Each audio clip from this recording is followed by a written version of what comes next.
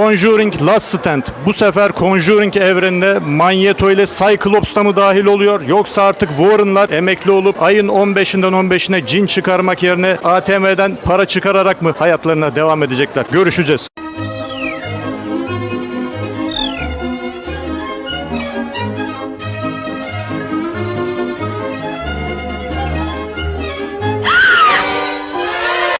Filmden çıktık. Film genel itibariyle hayal kırıklığı olsa da iyi yönleri vardı. Değerlendirmemizi yapacağız.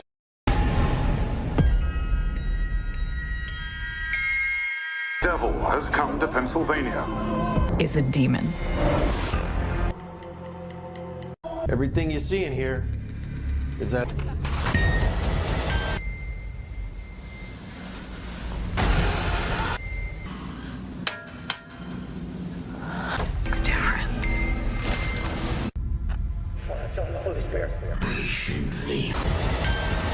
Nomine Patris. Devil. In nomine Patris. Maybe 1,000.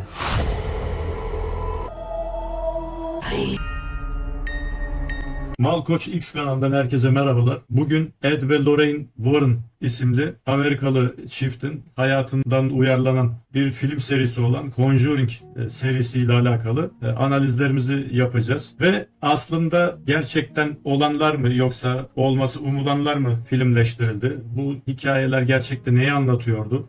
Bu kişiler neciydi, neye hizmet ettiler, nasıl yaşadılar, nasıl öldüler? Filmler ne kadar gerçeği yansıtıyordu ya da yansıtmıyordu? Son film ışığında bunu değerlendireceğiz biraz da. Conjuring Last Rites, yani son ritüel ya da işte son ayin nasıl tercüme ediliyorsa artık. Onu değerlendirmeye geçeceğiz. Tabi burada sadece metafizik hadiseler, olaylar ile alakalı bir takım değerlendirmeler veya Batılıların bu işi nasıl kotardığıyla alakalı değerlendirmelerden de ziyade bir sinema değerlendirmesi, bir film değerlendirmesi de olacak. Bakalım nasıl olacak, biz de merak ediyoruz. Şimdi Ed ve Lorraine Warren 20. asrın ilk çeyreğinde hemen hemen doğmuş. Yani 1926 ve 27 senelerinde yaş hemen hemen akran sayılan, yaşları hemen hemen aynı olan Amerikalı bir çift. Ed Warren Eylül 1926'da, Lorraine Warren Ocak 1927 Amerika doğumlu yazarlar. Yalnız genellikle bu iki kişiyle alakalı malumatı ya da hal tercümelerini araştırdığınız zaman hayalet avcıları, Ghostbuster şeklinde biraz indirgemeci bir yaklaşımla karşılaşıyorsunuz. Tabii daha medyatik veya daha entertainment alemine hitap eden kelimeler olduğu için bunları kullanıyorlar. Aslında bu çok ciddi bir iş tabii. Yani yapmış oldukları veya yaptıklarını iddia ettikleri ya da bu mecrada yapılan Amerikalı hayalet avcıları deyince tabii biraz insanları mütebessim bir Edward ya da Ed Warren Amerika Birleşik Devletleri'nin donanmasında eğitmiş ve üniversitelerde de hocalık yapmış bir kişi. Karısı ise medyum olarak çakraları açık, alaylı denir. Yani kendi tabii yetenekleri olduğu söylenen bir kadın. Şimdi bu çift 1952 senesinde New England'da Society for Scientific Research bir teşkilat kuruyorlar. Yani Batılıların paranormal dediği hadiseleri araştıran, neyin normal, neyin paranormal olduğunu tabii onlar karar verdiği için 10.000'den fazla vaka incelediklerini söylemişler yaşarken. Doğrusunu Allah bilir. Binlerce vaka demek bu. Ve bunların hakkında kitaplar yazmışlar. İşte konferanslar vermişler. Bazı kişileri de kendi ilgilenmiş oldukları metafizik sahada eğittikleri söyleniyor. Monroe'daki evlerinde kurmuş oldukları Warren's Occult Museum isimli bir müzeye de aynı zamanda ev sahipliği yapıyorlar. Yani tabii film serisini bilenler için burası okült malzemeler, inni ve de cinni oluşumlar tarafından ele geçirilmiş mi diyelim artık ya da musallata tabi olmuş veya büyü yapımında kullanılmış malzemeler diyebiliriz. Onları tuttukları, işte hapsetmiş oldukları yani bir yer gerçekten salt bir müze işlevini görüyor. Film serisi 2000'li yıllardan sonra yayına girmiş,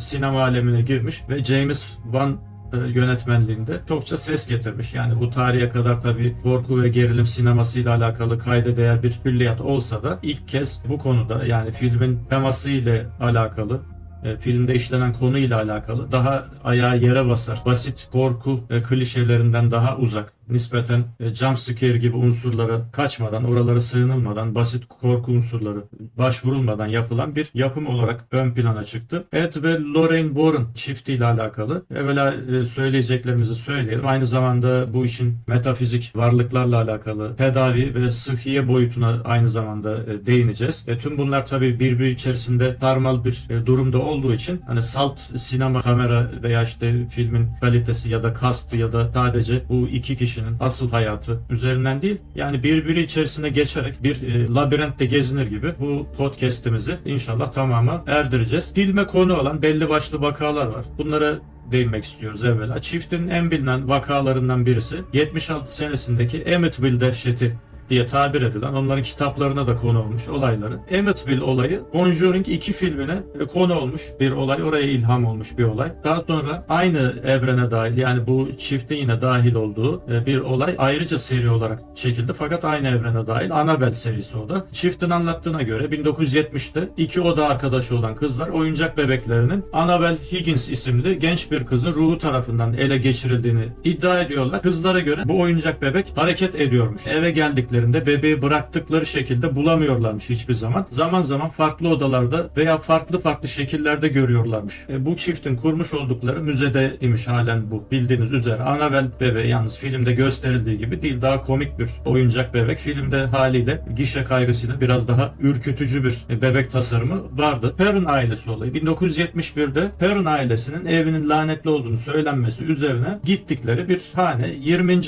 asırda iddiaya göre 20. asırda Perron ailesinin evinde Bathsheba Sharman isminde bir kadın yaşamış. Yani cadı denince tabii çok böyle masal karakteri gibi oluyor ama büyü işleriyle iştigal eden, yani okültizmle iştigal eden, kendini satanizme adamış bir kadın desek daha herhalde biraz ayağı yere basacak. Çünkü cadı deyince illa böyle pony şapkalı, böyle ortası uzun, çirkin, işte dişlerinin yarısı dökülmüş, süpürgesi olan elinde bir kadın canlanıyor. Halbuki tıpkı Batı'nın hayalet demesi gibi veya işte peri ismiyle adlandırması gibi bazı metafizik varlıkları cadı ismini de kullanmaktan kaçınmamız zorunlu olarak gerekiyor bu noktada. İşi karikatürize etme yolunda biliyorsunuz Batı medyası çok mahirdir. Birçok ciddi konuya karşı insanların lakayt kalmasında veya inanmasının zorlaşmasında ya da daha doğrusu hakikatini kabul etmesinde diyelim biraz sıkıntıya sebep oluyor. Şimdi bu büyücü kadın kendisini asarak intihar ediyor nihayet ve o hanenin bulunduğu topraklar lanetleniyor. Şimdi bu hikayede tabii 2013 yapımı Conjuring serisinin ilk filmine uyarlanıyor. Hatırlayacağınız üzere bu ilk filme Lorraine Warren'ın bizzat kendisi danışmanlık yapıyor ve filmde de kısa süreli bir rol alıyor. Bu arada evde daha sonra yaşamakta olan bir kişi birçok araştırmacıyla birlikte çalışarak o evde yaşandığı iddia edilen büyücülük ve trajik ölümlerle alakalı hikayeleri çürüttüğünü, yani aslında olmadığını haber veriyor. Bu da soru işareti olarak şimdi bir kenarda dursun. Daha sonra Kurt Adam vakası, İblis cinayeti vakası, Union mezarlığı vakası, yani mezarlığın beyaz kadının hayaleti tarafından lanetlendiğine inanması, işte Lorraine ile Ed Warren'ın bir mezarlık olayı veya işte Connecticut'taki lanetli ev olayı, Haunting in Connecticut diye kendi kitaplarına konu olmuş. 1986'daki olay. Bu aynı zamanda Summerl ailesinin olayı mı değil mi? Ona değineceğiz son film bağlamında Allah nasip ederse. Enfield'daki ruh vakası. 1977'de Enfield'da bir cinnin musallat olduğu söylenen bir evi ziyaret ediyor çift. Bu olay medyada geniş yer buluyor. Fakat bu olay birçok kişi tarafından bir kandırmacı olarak kabul ediliyor. Daha sonra Enfield Haunting isimli televizyon filmine de konu oluyor bu. James Wan Conjuring serisinde de bu olaya daha sonra yer verecek. Çift ile alakalı söyleyeceğimiz şimdilik, yani onların hayatına dair en meşhur vakaları Amityville vakası bazı araştırmacılar tarafından bir şekilde sorgulanıyor. Benjamin Radford isimli araştırmacıya göre hikayet, görgü tanıkları, incelemeler ve adli deliller ışığında çürütülüyor. 1979'da da araştırmacı bir avukat William Weber, J. Anson'ın şarap şişeleri üzerine korku hikayeleri uydurduğunu söylüyor. Korku kitabı yazar Ray Garton da söz konusu ailenin eski bir cenaze evinde yaşandığını iddia ettikleri olayın doğruluğunu sorguluyor ve yazdığı kitabında olayı şu cümlelerle açıklıyor. Aile, alkol ve uyuşturucu bağımlılığı gibi bazı ciddi sorunlar yaşıyordu. Bu yüzden hikayeler tam olarak tutmadı ve beni aslında gerçekten hayal kırıklığına uğrattı. Olaya dahil olan insanlar ise size farklı hikayeler anlatmaktadır. Ed ve Lorraine Lorraine Warren tarafından yazılan birçok kitap bulunmakta. Kendileri üniversitelerde dersler ve seminerler düzenlemişler. Aslı yaptıkları işi veya yaptıklarını iddia ettikleri işi sermayeye dönüştürmekte gerçekten üşengeç davranmamışlardır. Yani akıllı bir çift oldukları çok belli. Adam yani 80 küsur sene yaşıyor. Karısı ise 90'larında ölüyor bildiğimiz kadarıyla. Epey bir de ömür sürmüşler. Filmde anlatılan aksine böyle çok hastalıklarla, çok büyük sıkıntılarla yaşadıklarını söyleyebilir miyiz? Az sonra onu da değerlendireceğiz. Allah nasip ederse. O halde yavaş yavaş hem filme girelim hem bu yapmış oldukları veya yaptıklarını iddia etmiş oldukları bu meslekleri bağlamında bir analize başlayalım. Conjuring serisinde bazı klişeler, korku ve gerilim sinemasına dair veya oryantalist bakış açısıyla ya da Hollywood'un işlemeye, vermeye çalıştığı subliminal veya açıkan mesajları söyleyeceğiz. Yani bir filmi baştan sona anlatmaktansa parça parça bunları değinerek gideceğiz Allah nasip ederse. Şimdi son filmden başlayalım. O halde şöyle yapalım. Son Last Rites filmi bazen ilk filme veya işte daha sonraki serinin filmlerine istidrak yapalım. Hem o klişeleri söyleyelim hem de verilmek istenen subliminal veya açıktan doğrudan mesajları söyleyerek inşallah gidelim. 1964 senesinde başlıyor film. Judy'nin doğumu, yani bu çiftin, malum çiftin çocuklarının doğumu hikayesiyle başlıyor. Her şeyden evvel şunu söylemek durumundayız ki bizler tabii Müslümanlar olarak metafizik varlıklar, çoğu insanın gözle göremediği varlıklar olduğuna iman etmek zorundayız. Ya bu bizim için bir vecibe. Eğer nasıl inanırsınız diye soracak olan olursa tabii ki, yani dini İslam olduğu halde bunu soruyorsa Kur'an-ı Kerim'e müracaat etmesini tavsiye ediyoruz. Ma halaktul cinne vel insa illa liyabudun. Kul uhiye ileyye ennehu istema neferun minel cinni. Fagalu inna semi'na Kur'anen acaba. Yani Cin suresini, 2 sayfalık bir sure. Orada Rabbimizin cinlerin konuşmalarını, kendi aralarındaki konuşmaları bize naklettiğini, nasıl nakletmiş olduğunu daha doğrusu bakabilir, müracaat edebilir. Dolayısıyla bizler için paranormal değil, normal hadiselerdir. Yani bunlar olabilecek hadiselerdir. Yani biz gözlerimizle pek çok şeyi göremeyiz. Kızılötesi ışınları göremeyiz, havayı göremeyiz, elektriği göremeyiz. Yani birçok şey görünemez iken görünür hale bazen gelebilir, bazen de gelemez. Bazıları için bazen gelebilir, bazen gelemez. Bazıları için de hiç görünmez olmaz. Yani bazı insanların çakraları açıktır.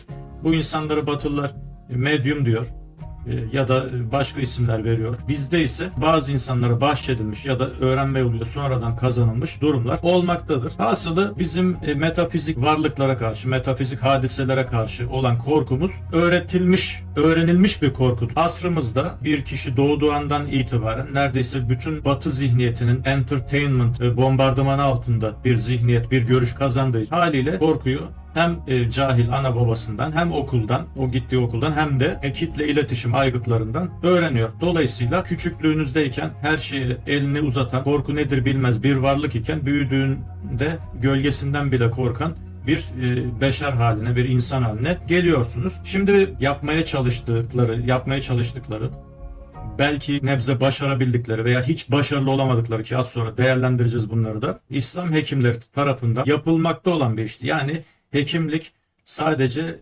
fiziki, bedeni olarak yapılabilen veya bedeni hastalıklara karşı yapılabilen bir meslek değil. Aynı zamanda metafizik yönü olan da bir işti.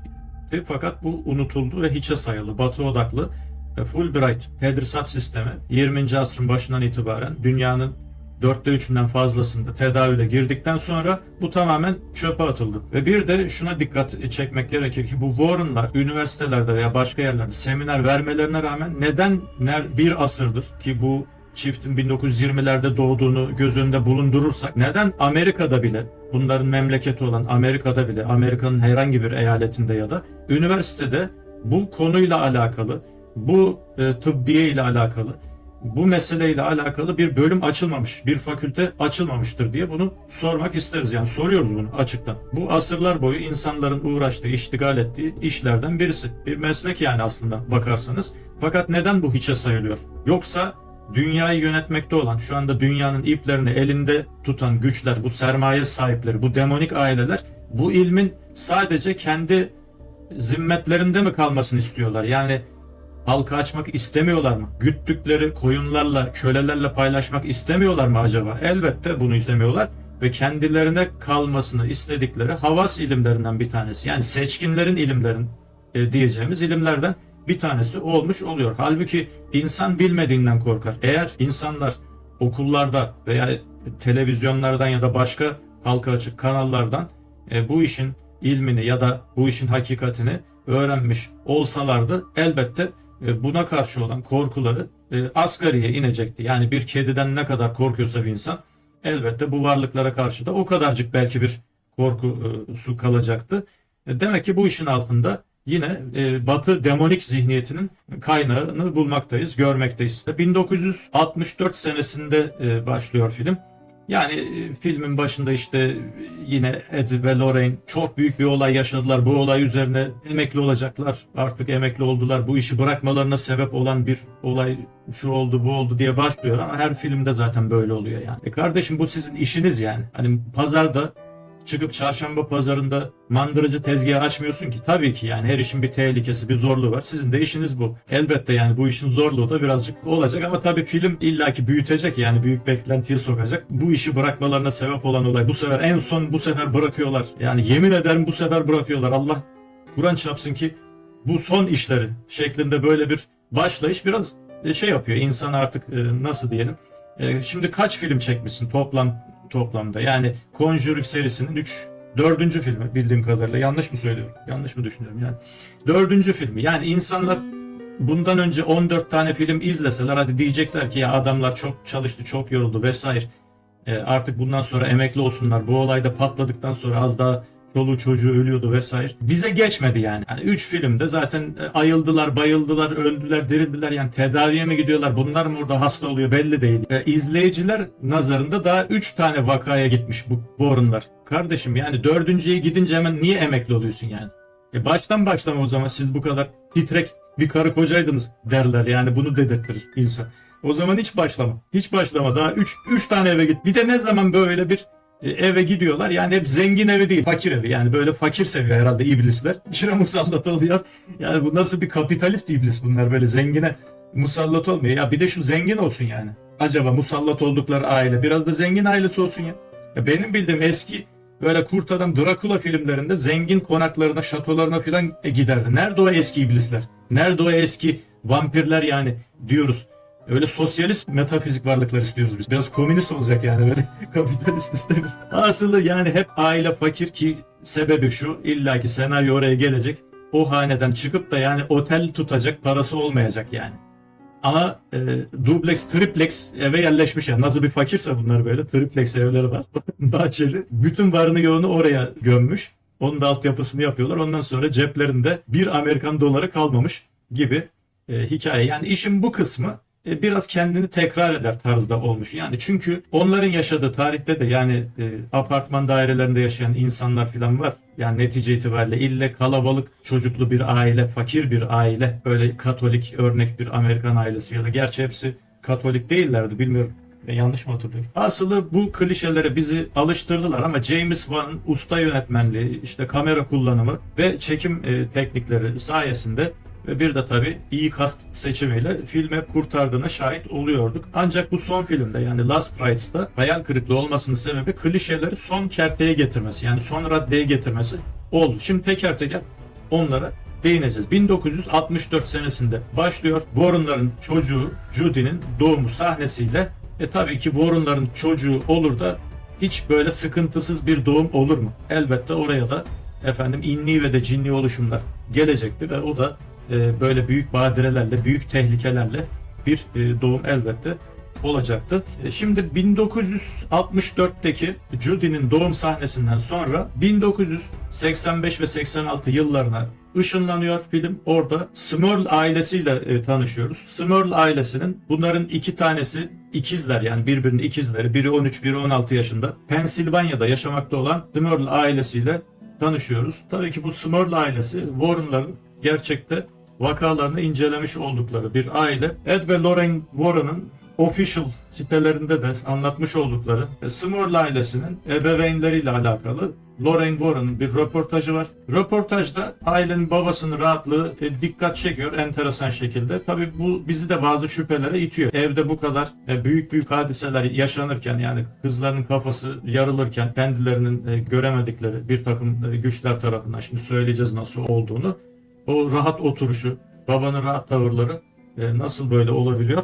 Bunu da ayrıca değerlendirmek lazım. Lorraine Warren babaya daha evvel böyle tecrübeleri olup olmadı, yani metafizik varlıklarla alakalı tecrübeler olup olmadığını soruyor. O da 9-10 yaşlarındayken eski oturmuş oldukları bir evde bir gece tuvalete gitmek için merdivenlerden aşağıya indiğinde bir çift göz gördüğünü, kendisine bakmakta olan, hiç hareket etmeyen ve sabit bir şekilde kendine bakan, bedeni olmayan bir çift göz gördüğünü, sonra hızlı koşarak 11 yaşındaki ablasının odasına gidip onu uyandırmaya çalıştığını ve daha sonra da 50 yaşlarına kadar böyle bir şey başına gelmediğini söylüyor. Evlerin ne kadar eski olduğunu söylüyor şu anda oturmuş oldukları. Yaklaşık 90 senelik bir evde oturduklarını söylüyor. Yani o bölgede daha eski evin olmadığını söylüyor. Bir de bu mesele var tabii. Bu türden varlıkların eski evlerde olma durumu. Yani bunun bir hakikati olduğunu biz düşünüyoruz. İnsan olmayan varlıklar insanlara göre çok daha uzun süreler yaşayabiliyorlar. Yani siz onların sahiplenmiş olduğu bir bölgeye gittiğiniz zaman bazı sıkıntılar tabii ki yaşayabiliyorsunuz. Bilhassa harabe yerler, eski mağaralar, eski yapıların olduğu yerler ya da hava karardıktan sonra eski mezarlıklar, böyle yerlerde sıkıntı yaşayabiliyor insanlar veya uzun süre içinde oturulmamış eski evler birden sahiplenilip birileri oturmaya başlayınca bazı sıkıntılar yaşayabiliyorlar. Bu da tabii cinlerin insanlara nazaran daha uzun ömürlü olmalarıyla alakalı, yani orayı sahiplenmiş olmalarıyla alakalı. Heather'ın annesi ilk vakanın Heather'ın konfirmasyon töreni sırasında yaşandığını, akşam vakti, yani 29 Nisan 1985 tarihinde yaşandığını, hepsinin işte annesinin ve babasının ve iki kızın mutfakta oldukları zaman çok sağlam bir şekilde yerleştirilmiş olan, aslında çok sağlam bir şekilde duran lambanın birden hiçbir sallanma, hiçbir dışarıdan müdahale, darbe veya bir kopma olmadan saniyenin 1/4 kadar bir sürede tepelerine düştüğünü, kızları Shannon'ın alnını yardığını söylüyor. Buzdolaplarında bir iz bıraktığını söylüyor. Ve daha sonraki başlarına gelen hadiseler ise resmi sitelerinden takip edebilirsiniz. Forumlarını izleyebilirsiniz. YouTube kanalından veya kendi sosyal medya kanallarından izleyebilirsiniz. Enteresan bir hikaye tabii. Conjuring evreni içerisinde gördüğümüz tipik müstakil evlerden soğutma operasyonu var gibi. Ne dersiniz? Acaba insanları apartman dairelerine, yani yine apartman şeklinde, gökdelen şeklinde yapılmış rezidans dairelerine hapsetmek için, yani bir iştah kabartıcı, onları nitelikli köleliğe devam ettirmek için bir iştah kabartma yöntemi midir diye sormak istiyoruz. Çünkü müstakil evler insanoğlunun yaşaması için, tabii ki aslında en insanca yaşaması için doğal hakkı olan, yani konut tipi, ev tipi. Siz apartman hayatı, insanların balık istifi şeklinde birbirlerini zorunda olarak hakkını, hukukunu çiğnemiş olduğu, çiğnemekten kurtulamayacağı apartman daireleri fıtrata ters tabii. Bununla alakalı hususi ayrıca bir belki bir podcast yaparız. Ama neden illaki müstakil evler? Neden illaki kalabalık aileler bu işlerden muzdarip oluyor? Bunu biraz irdeleyelim. Yani müstakil ev edinme hakkı, yani müstakil en insani haklardan biri, yani insanın barınma hakkı. Bu da komşularıyla arasında birazcık mahremiyet mesafesi olan müstakil hanelerde gerçekleşebilir. Ama özellikle biz korku filmi, gerilim filmi yapımcılarında, roman yazarlarına sanki böyle tek elden bir talimat veriliyormuşçasına böyle bir şey görüyoruz. Acaba insanı yalnız yakalama durumu orada gerçekleşebilir diye saf, yani böyle tesadüfi olarak hepsi orada mı gerçekleştiriyor bu işi? Çünkü nadir de olsa Stephen King'in bazı işte otellerde geçen filan böyle hikayeler, kurguları da var.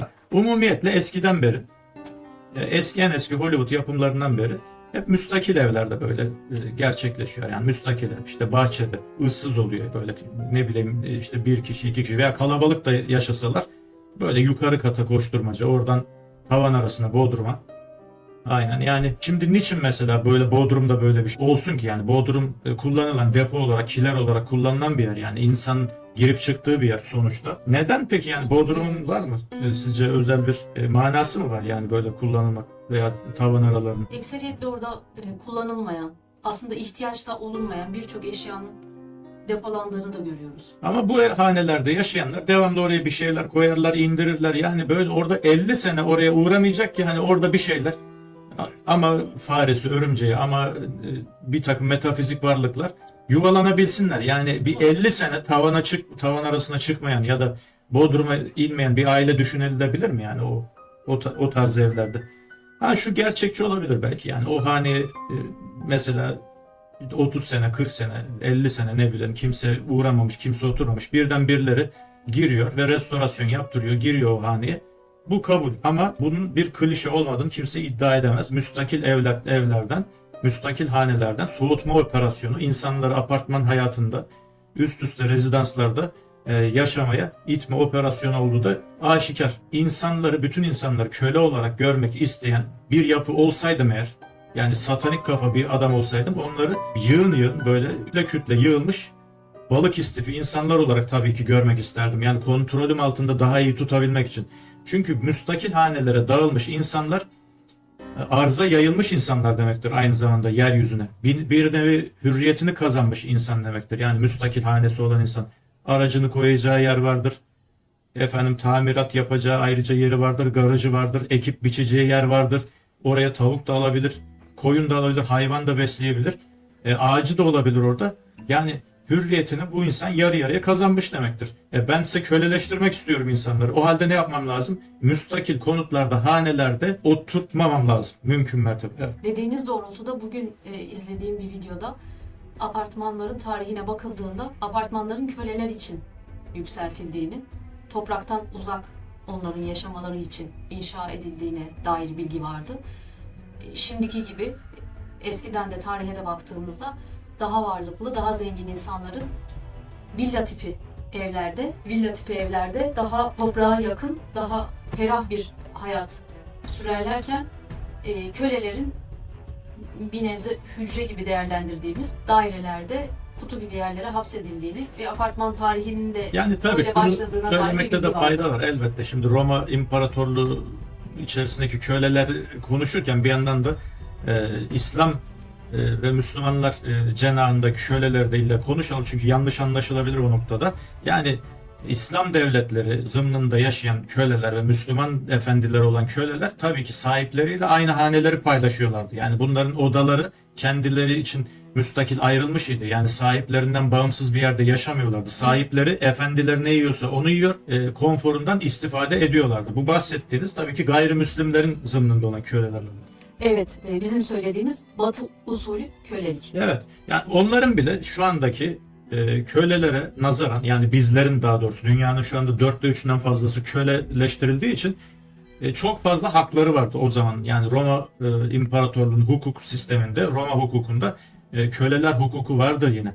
Yani ve çok geniş hakları vardır köleler.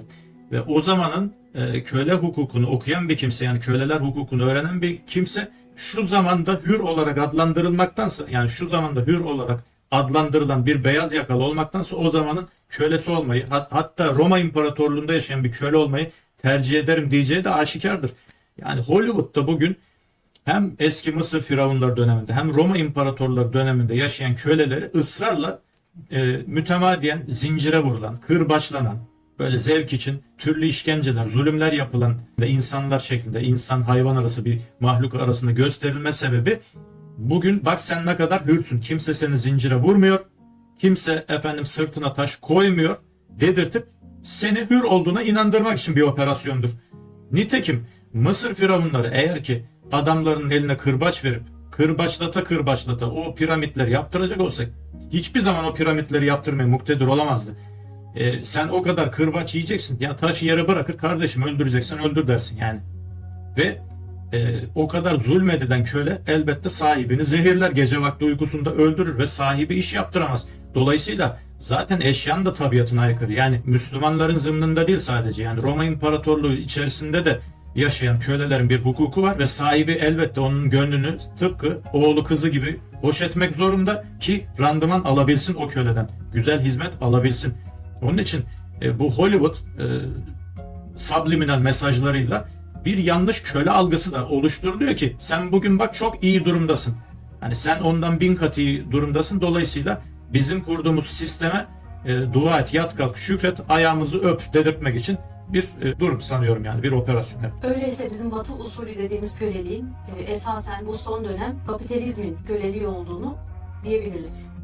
Kesinlikle yani insanlık tarihinde belki de en çirkin, en çirkef kölelik asrımızda yaşanıyor. Dünyanın çoğunda insanlar robottan beter muamele görüyorlar. Sabah 8, akşam 5'ler, haftanın bir gününe sıkıştırılmış insanın kendisine ayıracağı vakitler. Küçüklükten itibaren neredeyse ana karnından çıktıktan itibaren çocuğun okula zorla alınması neredeyse. Okullarda öğretilen hem çocuğun işine yaramayacak hem de sahte yalan yanlış verilen bilgilerle asrımız şu anda insanlık tarihinin görmediği şekilde bir kölelik düzeni içerisinde gidiyor. Şimdi bu kölelik meselesi müstakil evlerden o tarafa doğru yani apartman daireleri buradan biraz yola çıktık o köleliğe doğru gittik. Ama yeniden dönecek olursak ayna meselesi var. Bu Last Rites filminde ayna, boy aynaları meselesi var. Filmin orta yerinde bir de terzideki aynalar. Yani Lucy'nin gelinliğini hazırlamakta olan terzinin ayna meselesi var. Bu ayna meselesine takmış yönetmen. Ne dersiniz bununla alakalı? Filmin başı da hatta olayların başlangıcında da ayna gösterilmişti. Evet.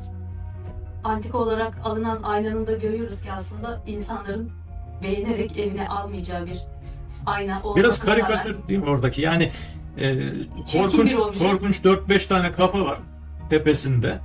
Yani para versen üstüne kimsenin belki evine koymayacağı, ortası da patlamış bir aynayı küçücük kıza hediye edecek bir Addams ailesi dedesi mi diyelim? Yani o dede yani sen nasıl bir dedesi? Hortlak suite'den çıkmış aynayı veriyorsun. Biraz orası şey olmuş, enteresan olmuş. Yani Evet, yaşını mana başına verilmek almış oraya. antikaya düşkün bir kişiyi hediye ediyorsa kurtaracak. Fakat 13 yaşındaki bir kıza o tarz bir babaanne aynası diyeceğimiz bir aynayı hediye etmek. Bir de şey var yani şimdi aynalar resimlerden başka, heykellerden başka bu metafizik varlıkların yine alakasını belki üzerinde yoğunlaştıracağı bir şey olarak mı görülüyor acaba? Orada bir silüet beliriyor. Aslında biraz şeyden şüphelenmek lazım. Yani o boy aynasının üzerinde 5 tane bir figür var. Sanem var yani.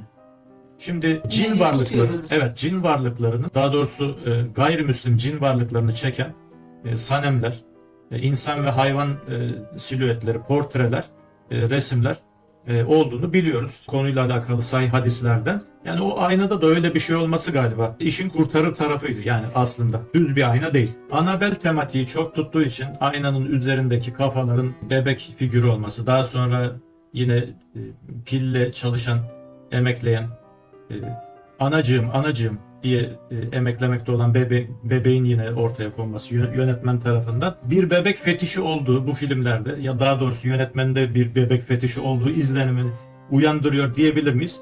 Bilmiyoruz. Lucy Locket lost her pocket. Şimdi Lorraine Warren kızı Lucy'ye bir felak, bir nas, bir ayetel kürsi öğreteceğine yani 6 yaşında çocuğa ezberletmeyeceğin bir Ramazan manisi. Lucy Locket lost her pocket. Yani böyle bir garip sözler yani. Kerleme tarzı diyebileceğimiz. Acayip gerçekten. Enteresan bir şeydi o da. Yani kız evlense 9 ay sonra çocuğu olacak hale geliyor. Hala Lucy Locket lost her pocket diyor yani. Senin gibi çakraları açık. Hani böyle şeyleri çok severler yani bu tarz filmlerde. Babadan oğula veya işte anadan kıza geçer. Kızın da çakraları açık. Normalde insanların göremeyeceği bir takım varlıkları kendisi görebiliyor. Ama anası kız böyle 20'lerine, 25'ine varıncaya kadar bunlarla yaşaması gerektiğini veya yaşama yollarını öğreteceğine kış cinler, kış yallah cinler yallah dedirterek kültürünü konuşturuyor. Yani burası gerçekten çok karikatürdü. Burayı kabul etmekte insan zorlanır. Normalde Lorraine Warren çok kültürlü, çok böyle aydın, böyle münevver bir insan gibi gösterilirken önceki serilerde kızına olan yaklaşımında aman yok deyince gider kış cinler de şeklindeki telkinleri ne kadar da bir ana olsa, ana yüreği bile olsa bizim bu işler yani üniversitede ders vermiş bir insanın bu şekildeki çocuğuna yaklaşımı noktasında kabule yanaşmamamızı, kabul etmemizi zorlaştırıyor yani bu durum. Üniversite hocalığı yapmış bir insan kızının böyle bir durumla yaşamayı 25 sene boyunca veya nasıl yaşaması gerektiği ile alakalı bir eğitim bir şey vermeyecek 25 sene boyunca ve ona yok saymayı, halının altına süpürmeyi öğretecek. Burası da senaryonun zafiyet yaşadığı anlardandı veya durumlardandı diyebiliriz. Senaryo çok özensizdi gerçekten bu noktada. Bu Lucy bizim serinin önceki filmlerinden de anladığımız kadarıyla küçüklüğünden beri zaten olayların içerisinde. Metafizik olayları kendisi yaşıyor. Anasını babasını izliyor. Neler konuştuğunu biliyor. Kalkıp da yani gördükten sonra yok de işte yok deyince gidecekler şeklinde bir yaklaşım senaryo yazımının başarısızlığıdır. Yani Lorraine Warren hem böyle bir kadın olacak hem de kızına böyle bir yaklaşımda bulunacak. Doğrusu o kısmı biraz senaryo zafiyeti içeriyordu. Biraz değil bayağı içeriyordu. Adeta aman takma kafaya geçer yok de. Şimdi bu Fingerdeck Judy ve ırz düşmanı Tony'nin bir yakınlaşma hikayeler var. Yani evlenecekler ne olacak işte o tanışmışlar falan fistan. Yani burada da şöyle bir durum var. Aslında Tony denen kişi polislikten polis olmuş. 3. günde istifa etmiş. Sonra bu Fingerdeck Judy evlerindeki bir partiye davet ediyor. Nedense gayrimeşru birlikteliklerinde hiç sıkılmazken, hiç etmezken yani ana babaları önünde birden kızla evlenmek istediğini söylerken soğuk terler döküyor. Ana babanın neredeyse kaşları çatılıyor, ciddileşiyorlar. 20 sene herhalde fingirleseler birbirleriyle, flörtleşseler gırtları çıkmayacak. Ne Tony ile Judy'nin ana babasına karşı ne de Ed ve Lorraine'i bu durum rahatsız edecek. Ama iş evlenmeye gelince nedense meşru bir birlikteliğe gelince böyle birden işte o bizim tek kızımız da şöyle zor doğdu da böyle şunları yaşadı da vay efendim böyle bir damla gözyaşı. Kardeşim bu zina etmesine razıydın ama. Yani zani olmalarına razı oğullarının, kızlarının. Bu Amerikan filmlerinde de olay budur. Yani ya kardeşim sen zaten evlenmeye gelince rahat olman lazım. Yani evlenme, çocuğu rahatlatman lazım. Senin de yüzünün gülmesi lazım. Bak çocuk evlenmek istiyormuş.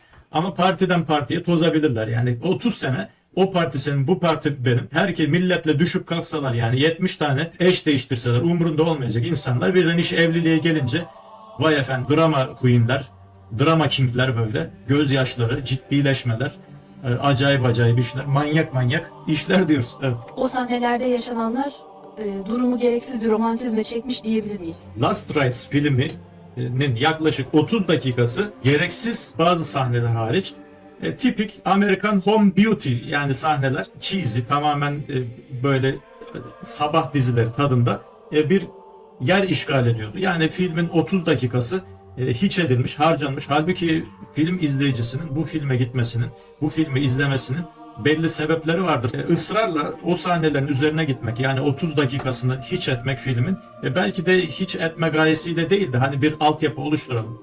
Her şey güzel, şen şakrak, tıkırında gidiyorken birden olaylar patlıyor şeklinde bir anlayış kurgulamak istediler üstüne. Ama insanlar ne göreceğini biliyor artık. Böyle bir filme, böyle bir film serisinden neyi umduğunu, neyi göreceğini bilerek gittiğinden sürpriz olmayacak. O halde sizin böyle bir altyapıyı bu kadar uzun hele bu kadar klişe, ergenliği yeni açmış insanların evliliği veya işte flörtöz halleri üzerinden kurgulamak doğrusu insanları biraz sıkıyor diyelim. Yani izleyiciyi o noktada biraz kopardı diyebiliriz. Yoksa pederin sahnesi, ölüm sahnesi veya öldüğü o sahneler daha uzun plan çekilebilirdi. O olayın gelişimi daha iyi yansıtılabilirdi.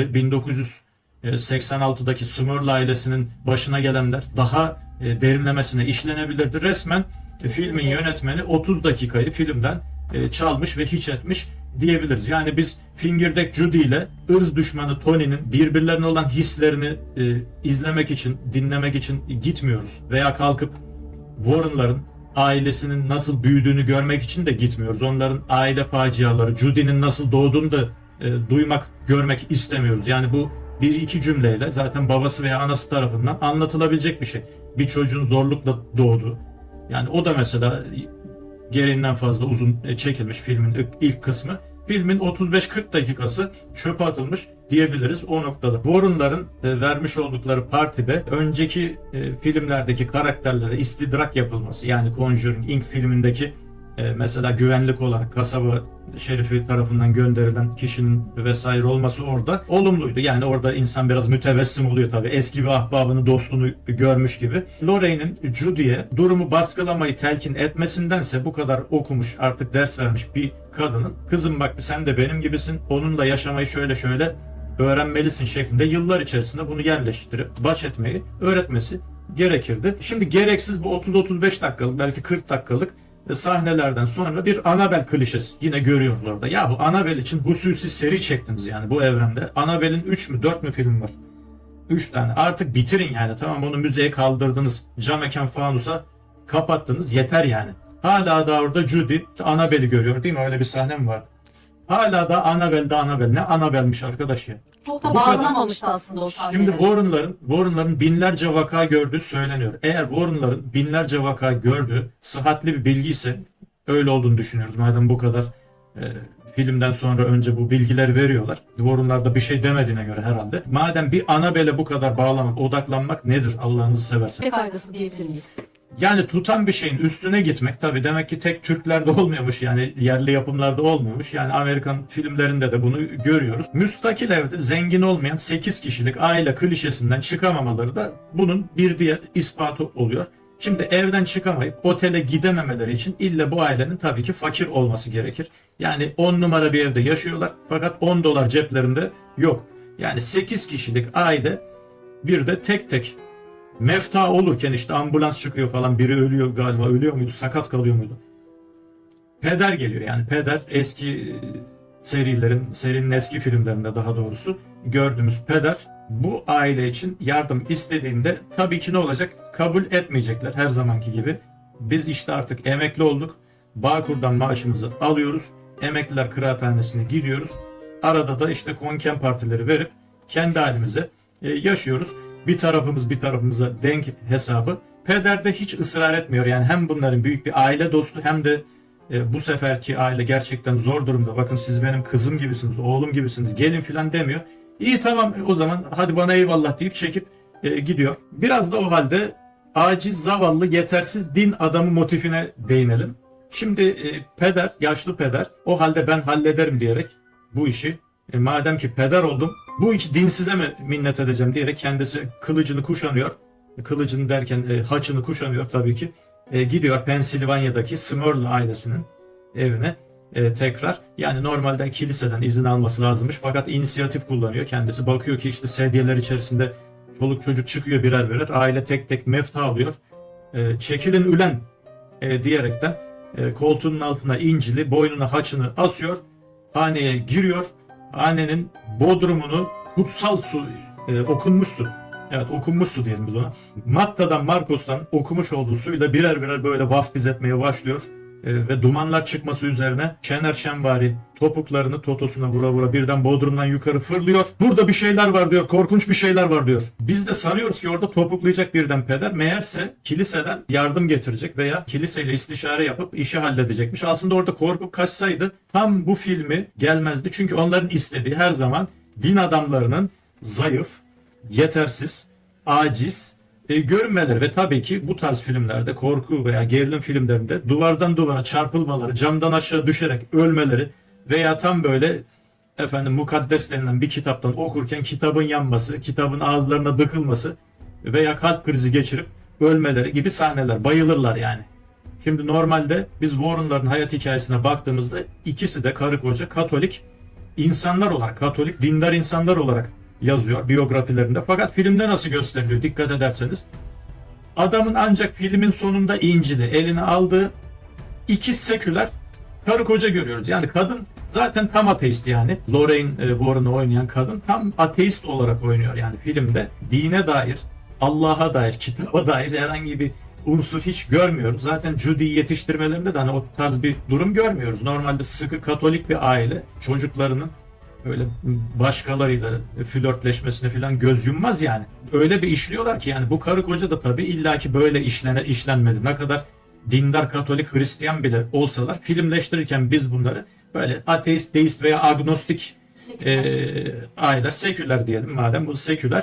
Şimdi bu süper seküler ikili din adamının yetersiz kaldığı hatta öldüğü anda yine günü kurtarmak için pelerinlerini takacak elbette ve maskelerini kuşanacaklar, zırhların neyse harekete geçirecekler. Neden? Çünkü seküler olanlar yani la dini olan kahramanlar lazım Hollywood'a veya dünyaya. Şimdi bu pederin Smurl ailesinin derdini, sorununu çözmek için gittiği zaman yani ikinci defa harekete geçtiğinde bu kötücül güçle karşılaşma sahnesinde birkaç mesele var. Mesela haçı kullanmaya çalıştığında normalde Ed Warren'ın başına hiç gelmeyen bir olay. Haçın yanması.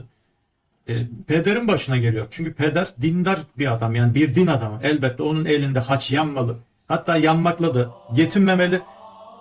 Yandığı zaman peder haçı bırakmamalı ta ki eli yanmaktan, yani eriyene kadar bırakmamalı. Yani pederde 10 IQ olmalı. Yani mümkünse. Böyle bir durum var. Bir de tabii bu okunmuş su, kutsal su hikayesi. Normalde Ed Warren'ın elinde öldürücü, yok edici bir silah olan kutsal su pederin elinde neredeyse abdest suyuna dönüşüyor. Yani kötücül varlık diyeyim, kötücül metafizik varlık onunla abdest alıyor. Yani hiçbir işe yaramıyor. Şimdi bencil Warren'lar kızları Pensilvanya'ya gidince ancak, yani pederin mezarında bile bu işi sorgulamıyorlar. Ya bu adamcağız nasıl öldü, nasıl etti? Bu işi biz o kadar fingirdek dediğimiz, daha sonra bir baba yiğite dönüşecek Judy. Her insanın tabii ki öyle dönemleri olabilir. Bu noktada Judy'den fingirdek dediğimiz için Judy'den özür diliyoruz. Allah ıslah etsin, hidayet versin Judy'ciğim diyoruz. Şimdi mezarlıkta pederin ölümünü sorguladıktan sonra ertesi günü Pensilvanya'ya gittiğini görüyoruz. Acaba neden Pensilvanya'ya gidiyor? Kimden yardım istenecek? Derken yani bizde bir soru işaretleri oluştururken Judy Pensilvanya'ya gittiğinde aman bu kız ne oldu, nereye gitti diye Warren family'nin ana babası telaşlanıyor. Gidiyorlar kızları peşine ve kızları orada Smorl ailesinin dramı içerisinde iken bir vaaz nasihat edince gariban aileye en sonunda yardım etmeye karar veriyor Ed ve Lorraine Warren. Yani böyle de bencil iki insan. Birisi işte filmin başında yok kalp rahatsızlığı varmış da bilmem neymiş de böyle gösteriliyor. Çok tabii inandırıcı değil, yersen hesabı. Adam eğer yine kalp hastası, yine kalbini tuttu, yine ölmedi yani. Taşı sıksa suyunu çıkartacak bir adam gibi görünüyor gayet de yani. Orada kalp hastası olmaya elverişli adam pederin kendisi, o yaşlı adam o yani. Bir de filmin bir yerinde bu Edward'a diyor ki yani yaşlandın artık filan diyor. İyice onun, yani Edward'ın biz yaşlı olduğuna kani olalım diye pederin kendisi yaşlandım filan diyor. Nereye yaşlı adam? Adam Kerem Bürsin'den genç duruyor. Tabi aciz, zayıf, yetersiz din adamı motifi üzücü bir şekilde yerli korku sinemamızda da işlenen bir öge. Yani kafasında takkeyle, işte suratında sakalıyla, bacağında şalvarıyla gider oraya, bir işte cami imamı olabilir ya da bir din adamı. Duvardan duvara çarpılır. Madara edilir orada resmen filmin yönetmeni tarafından. Ve en sonunda seküler kız gelir. 3 kulü bir elham okur. Ve işi çözer yani. O suratı boyalı badanalı kız. Tamam, yarı çıplak kız okur Fatiha'yı. O din adamı harcanır yani orada. Din adamı ne kadar da efendim kafasında takke, suratında sakal, bacağında şalvar da olsa kötücüldür. Menfaatçidir. Oraya menfaat için gelmiştir. Parasını alıp sakalını alıp gidecektir yani, bir cüzdana Indira Gandhi yapıp gidecektir. O yüzden 5 vakit namazındadır ama içi pistir. Halbuki o mini etekli kız, o suratı yarım kilo boyalı kız öyle mi? O Fatiha'yı da bilmektedir, İhlas Suresini de bilmektedir. O okuyunca bütün inni ve cinni oluşumlar haneden çıkarlar. Her ne kadar dehşet götürse de ortalığı, o çeyizlik tabaklar yıkılsa, kırılsa, patlasa, çatlasa da, lambalar inse de mutlu sona o aslında dine uzak gibi görünen, halbuki kalp temizliğiyle bir melekten hallice olan seküler insan ulaşır. Serinin ilk yapımlarına nazaran jump scare sahnelerinin artırılması bir diğer negatif özelliğiydi bu Last Ride's'ın. Çünkü jump scare demek kolaya kaçmak demek biraz. Yani kapının arkasından veya kapının köşesinden hı diye çıkmak birden, en çocuksu, en zeka seviyesi düşük insanın bile yapabileceği bir korku türü. Yani bir korku hareketi. Birden o suratı göstermek, birden döndürmek. İlk filmlerde de tabii ki bu vardı ama sayısı azdı. Nispeten adım adım korkuya yaklaştırma, adım adım o karanlığa çekme tekniğiyle James Wan gerçekten izleyicilerin kalbini çekmişti. Ama bu yapım hem yönetmen hem film serisinin kendisi açısından bu bakımdan biraz hayal kırıklığı. Anasının, özellikle Judy'nin çocuğum da çocuğum diye filmin başından beri koşturması, Judy'nin doğumda yaşamış olduğu o sıkıntıdan sonra 25 sene boyunca ailede her gün yaşanan bir travma kalmış gibi, ki biz önceki filmlerde öyle bir travma pek görmüyoruz aslında. Yani 25 senede o biter gider, yani çocuk doğmuştur, tamam. Yani hep çocuğa özürlü muamelesi, hep gerizekalı muamelesi, hep işte bu çocuk çok itildi kakıldı, öyle de bir şey yok. Ailenin tek çocuğu. Hep böyle çocuğum da çocuğum diye peşinde koşturmaları. O kısmı da gerçekten izleyiciyi irrite edici başka bir tarafıydı filmin. Yani çocuğum diye koşturan bir aile gerçekten görmek istemiyoruz.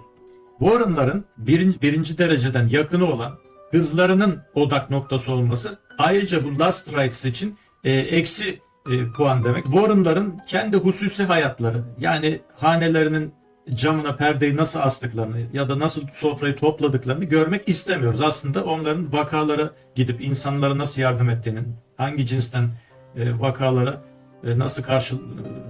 nasıl yaklaştıklarını, nasıl çözüm bulduklarını görmek istiyoruz. Tabii ki zaten filmlerin çıkış noktası da buydu. Ancak alelacele sanki film serisini bitirmek istiyormuş gibi, hani birden Warren ailesine odaklanmak, yani onların özel hayatlarıyla ilgileniyorken bulmak kendimizi doğrusu hoş olmadı. Yani kızların odak noktası olması, Smurl ailesinin hikayesinde geri plana atılması başka bir eksi puan yazdı film adına.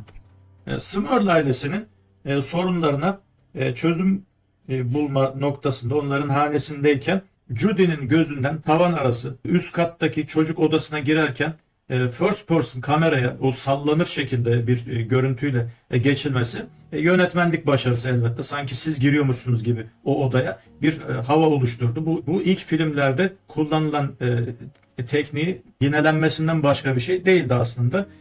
Çünkü Tommy'nin arabayı çarptığı sahneden sonraki kamera geçişleri, kamera hareketleri de bunu gösteriyordu. Filmin diğer olumlu bir yönü makyajlar elbette. Korkutucu sahnelerdeki makyajlar çok başarılıydı. Yani benim diyen insanın orada korkmadan, irkilmeden durabilmesi. Tabii jump scare'ların da muhakkak bunda payı var. Ama öyle olmasa bile karanlığın içerisinden yavaş yavaş getirildiği takdirde bile insanı ürkütme noktasında çok başarılıydı. Yani o sanatçıların başarılı bir iş çıkardıkları makyözlerin söyleyebiliriz. Smurl ailesinin babasıyla Ed Warren'ın aynayı arabaya götürmeden önce bir okuyup üflemeleri önce başarılıydı. İyiydi, yani iyi düşünülmüştü orada. Boş bulunmamış yönetmen diyebiliriz. Yani önce bir okuyorlar güzelce, sonra perdeyle bağlıyorlar.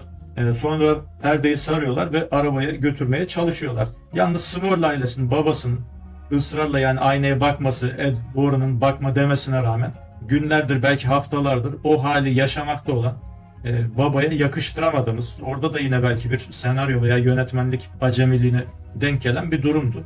Çünkü o olay 3 gündür veya 4 gündür olan bir şey değil, belki haftalardır ailenin başında olan bir şey. Babanın başına da bir sürü iş gelmiş ve ısrarla aynaya bakıyor. En sonunda da ayağını kırıyor tabii o sahnede.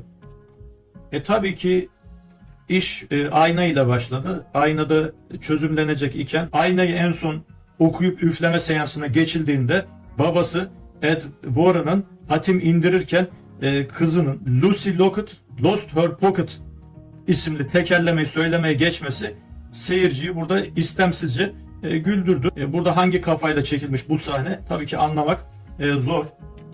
Tabii ki SJW tayfayı oynayan birçok Hollywood yapımı gibi burada da göreceğimiz Ed'in Latince okumuş olduğu Matta'dan dualar bu sefer para etmiyor.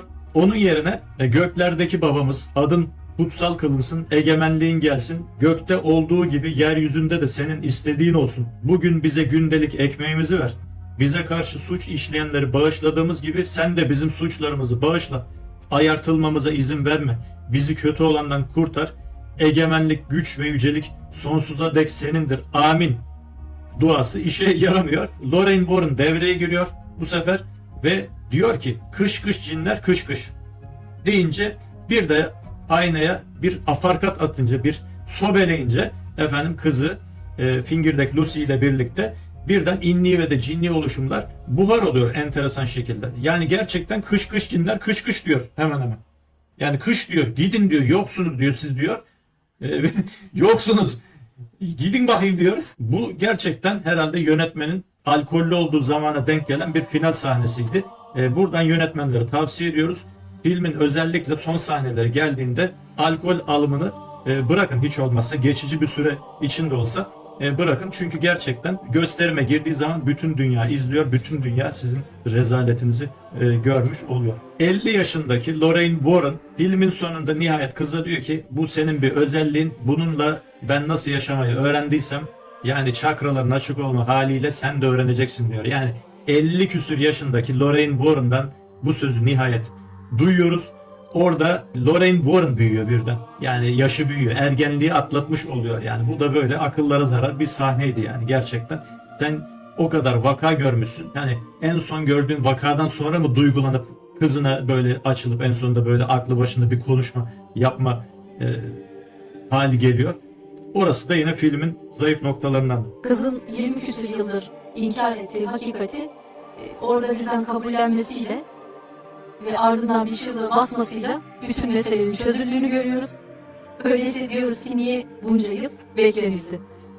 Orada bir şok hali mi oldu acaba? Birden böyle bazı psikologlar diyor bir şok yaşaması lazım filan. Ama kız zaten küçüklüğünden beri yaşıyor. Yani serinin önceki filmlerinde küçüklüğünde bir sürü üstüne koltuk uçtu, sandalye patladı, bir şeyler oldu. Kız zaten olayların içinde. Neyi inkar ettiriyorsun? Hani yeni oluyor olsa neyse. Evet. Birkaç senedir oluyor olsa tamam neyse bu sana böyle bir şey oldu geçer eder diyebilirsin. Orada Yani bir idrak evet. açılması görüyoruz belki. İnkarda Zamanı olmadı gelmiş. kabul ile baş Zamanı. edelim olarak çekilmiş bir sahneydi. Conjuring Last Rites serinin eski filmleri hatırına izlenebilecek iyi yönleri de olan kötü bir film diyebiliriz. Yani 10 üzerinden ben 5,5 veriyorum. Siz kaç veriyorsunuz? 6 diyebiliriz belki. Yani en fazla o kadar. Çünkü İyi jump scare ihtimalle. desen bol bol var. Klişeler önceki klişeleri klişe olmuş artık Annabelle. Yani 3 kaç filmi onu kullanmak, onun üzerine yaslanmak desen var. Müstakil ev klişesi desen var. Müstakil evde yaşayan efendim kalabalık aile desen yine var. Fakir aile aynı zamanda yine var. Var oğlu var. Hepsinin sırtlarını yaslamışlar. Biz yine efendim kerizleri silkeleriz demişler. Dolayısıyla seri zaten bu şekilde devam edecekse yani bir açılım yapamayacaksa farklı ülkelere gidip mesela bir Japonya seyahati olabilirdi. Rezidansta yaşayan 2+1 rezidansta yaşayan bir aile veya bir otelde geçiyor olabilirdi. Böyle bir açılımda bulunamayacaklarsa zaten bitirsinler. Yani çünkü belli ki vizyonları bu kadar, yapabilecekleri bu kadar. Uzatmamaları iyidir. Yani bizim gönlümüz bu serinin aslında devam etmesinden yanaydı. Conjuring serisi iyi bir film serisi olarak başlamıştı çünkü. Aslında böyle bir serinin son filmine yakışır. Tatmin edici seviyede bir son göremedik maalesef. Sarsıcı bir finaldi diyemiyoruz. Bu anlama olarak da Kanaatimiz bu serinin son bulmayacağı ile alakalı. Çünkü konu gerçekten her zamana hitap eden bir konu. Ve bu Patrick Wilson ve Vera Farmiga da ölmedikleri sürece üzerlerinden ekmek yiyecekleri bir yapım doğrusu daha yetenekli bir yönetmenle yola devam ederlerse elbette seyircisi her zaman hazır olan bir tür ve seri bu Conjuring serisi ve bu gerilim serisi. Aslında güzel işlenecek bir ham maddesi de var. Yani insanlar metafizik meselelere alaka duyuyorlar. Yani bilmedikleri veya az bildikleri konularla alakalı yapımlara alaka duyuyorlar. Ancak bunu kötü işleyebilmek yani çok Amerikan kafası, çok seküler kafa gerektiriyor demek ki. Yani illa maddeleştirecekler bir şeyi. İlla böyle tabaklar, çanaklar uçuşacak, bir şeyler patlayacak. Böyle çok Amerikan vari olmasına gerek yok. Yani birçok Asya yapımı var. Bu tür hususları daha etkili, daha güzel işleyebilen. Onun için evet, asıl itibariyle merakı celbedici bir mesele üzerine zaten yazılıyor. zamanlardan her şeye rağmen Conjuring serisi ilk çıktığı tarihten bu yana kadar korku ve gerilim yapımları arasında ayrıca bir yer edindi ve insanların ve birçok insanın bu yeryüzünün, bu dünyanın yaşadığımız, gözümüzle gördüğümüzden ibaret olmadığını vurgulayan, gözümüzle gördüğümüzden çok daha fazlasını içeren bir dünya olduğunu belirtmesi, biraz daha böyle zihinlere kazıması bakımından faydalı olduğunu, istifadeye şayan olduğunu söyleyebiliriz. Yalnız bu Warren'ların bu işi hakikatte bir kalpazanlık olarak bir dümen icabı yapıp yapmadıklarıyla alakalı hala aklımızda soru işaretleri var. Yani gerçek hayatta. Çünkü bunu bir televizyon şovuna veya bir edebiyat aracına dönüştürmüşler gibi görünüyor. Kendilerinin gayrimüslim bir karı koca olmaları, gitmiş oldukları bu binlerce vakadan netice alamamaları doğal sonucunu aslında da getiriyor beraberinde. Çünkü uğraştıkları varlıklar gayrimüslim cinler. Bir Müslüman, bunların elbette hakkından gelebilir, Müslüman bir hekim bu işi Pencap'ta, Kabil'de, Fas'ta, Tunus'ta yapan, Yemen'de yapan birçok işinin ehli hekim var. Ancak elbette Amerikan sineması, Hollywood burada yaşamakta olan hekimlerin hayatını hikayeleştirip, filmleştirip gösterime sunacak hali yoktu.